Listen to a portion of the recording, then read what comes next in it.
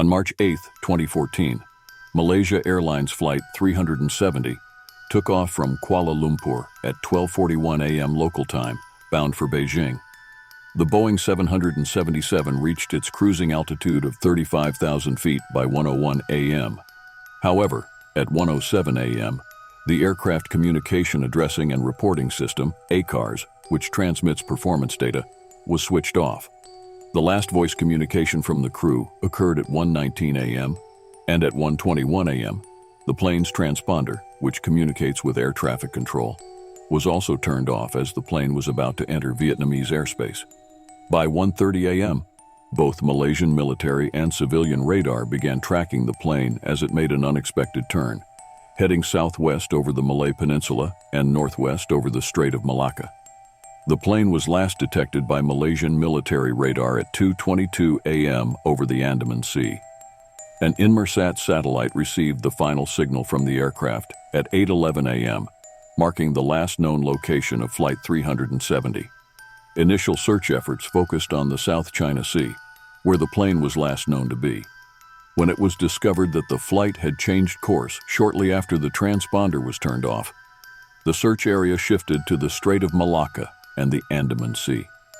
On March 15, 2014, the Inmarsat satellite data revealed that the plane could have ended up on one of two vast arcs, one stretching south into the Indian Ocean and the other north across Asia. This information expanded the search area to cover the southern Indian Ocean and parts of Southeast Asia, Western China, the Indian subcontinent, and Central Asia. On March 24, 2014, Malaysian Prime Minister Najib Razak announced that based on the final Inmarsat signals, Flight 370 had crashed in the southern Indian Ocean, about 2,500 kilometers southwest of Australia, making it unlikely that there were any survivors. The Inmarsat satellite data was crucial in narrowing down the potential crash site of Flight 370. Hourly signals from the aircraft were received until 8:11 a.m., suggesting a crash in a remote part of the Indian Ocean. Despite extensive searches in this area, the search was hampered by the vast and remote location. An Australian ship detected several acoustic pings, believed to be from the aircraft's flight recorder, but no debris was found in the area. Subsequent searches with a robotic submarine yielded no results, and it was later determined that a faulty cable in the acoustic equipment might have caused the pings. The first piece of confirmed debris from Flight 370 was not found until July 29, 2015, when a right-wing flaperon was discovered on a beach on Reunion Island, about 3,700 kilometers west of the main search area.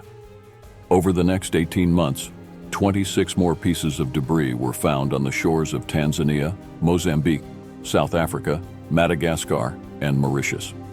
Of these, 3 pieces were positively identified as coming from Flight 370, and 17 others were considered likely to be from the plane.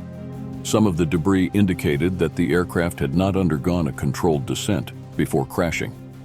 In July 2018, the Malaysian government issued its final report on the disappearance of Flight 370.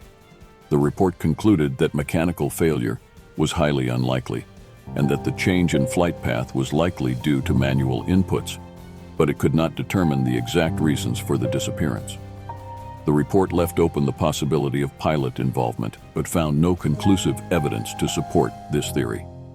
The search for Flight 370 officially ended in January 2017, although a private company, Ocean Infinity, continued the search briefly in 2018 without success.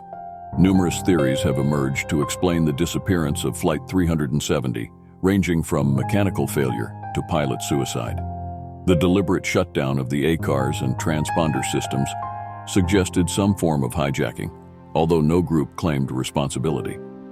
Theories of pilot suicide gained traction after it was revealed that the pilot had practiced a similar flight path on his home simulator.